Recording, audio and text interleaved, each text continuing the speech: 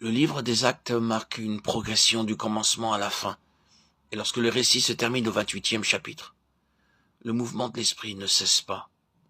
Le courant coule à travers les générations successives. Et de tout temps, Dieu cherche à lever des instruments qui apporteront leur contribution en fonction du stade atteint par l'esprit dans son puissant mouvement en avant. Dans l'Ancien Testament, nous voyons que lorsque Dieu est satisfait, il n'y a pas de stérilité. Il est dans le dessein de Dieu d'avoir une semence, une postérité spirituelle. C'est pourquoi, dans aucune génération, il n'a toléré que cette lignée soit interrompue, car la réalisation de son dessein suppose la préservation de cette semence. C'est pour cette raison que nous sommes dépendants de nos ancêtres spirituels. Nous n'avons pas seulement besoin d'accepter l'héritage qu'ils nous ont transmis, mais nous avons aussi la grande responsabilité de le transmettre. La question aujourd'hui n'est pas le courant de l'esprit, coule-t-il dans notre génération, mais voulons-nous, vous et moi, être dans ce courant? Si nous ne répondons pas aux exigences du dessein de Dieu dans ce temps présent, il en trouvera d'autres qui le feront. Où est le sceau de l'esprit aujourd'hui?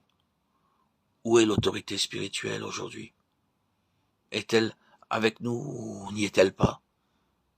Si nous avons cette autorité de l'esprit, nous serons alors dans ce courant qui coule toujours en avant. Lorsque nous considérons l'histoire du monde et celle de l'Église, nous pouvons discerner les voies de Dieu pour réaliser son dessein. Il leva Luther lorsqu'il eut besoin de lui, et malgré les faiblesses de Luther, il fut l'instrument nécessaire pour répondre aux besoins divins en ce temps-là.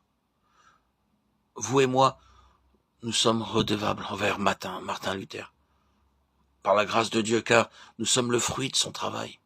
Il a, en 100 ans, accordé la possibilité au courant de l'esprit de poursuivre sa course librement, et nous, qui avons été atteints par ce même courant, nous avons le privilège de nous offrir à lui, pour qu'il puisse aller plus avant dans sa course. S'il peut frayer sa voie par nos vies, ce sera notre plus grande gloire. S'il ne le peut pas, il se tournera vers une autre direction. Mais pour nous, ce sera une perte tragique. Le courant spirituel peut s'écouler de telle manière aujourd'hui, mais nous ne pouvons pas dire ce qu'il en sera dans 10 ans. Voyons les choses comme elles sont. Chaque jour, l'esprit se détourne de tel ou tel et peut en utiliser un autre.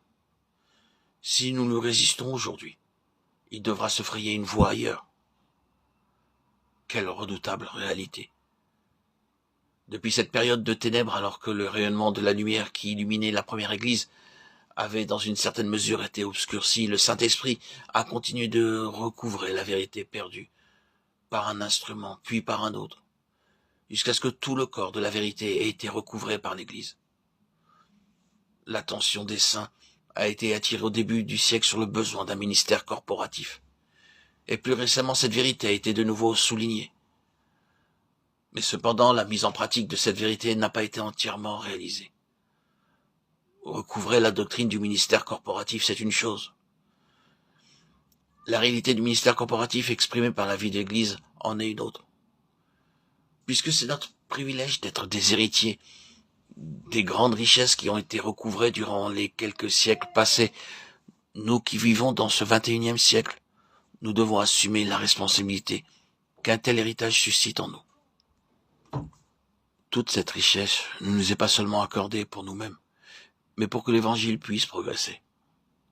L'héritage du corps tout entier de la vérité nous met au défi d'un ministère corporatif qui contienne chaque aspect de la vérité. Lorsqu'un ministère corporatif aura été pleinement constitué, nous croyons qu'il conditionnera le retour du Seigneur. Ce n'est pas seulement la proclamation de la vérité tout entière qui est nécessaire aujourd'hui, mais c'est la manifestation de la réalité spirituelle qu'exprime la vérité. Et cela ne peut se réaliser qu'uniquement lorsque nous permettons au Seigneur de nous attirer dans le flot puissant du courant de l'Esprit.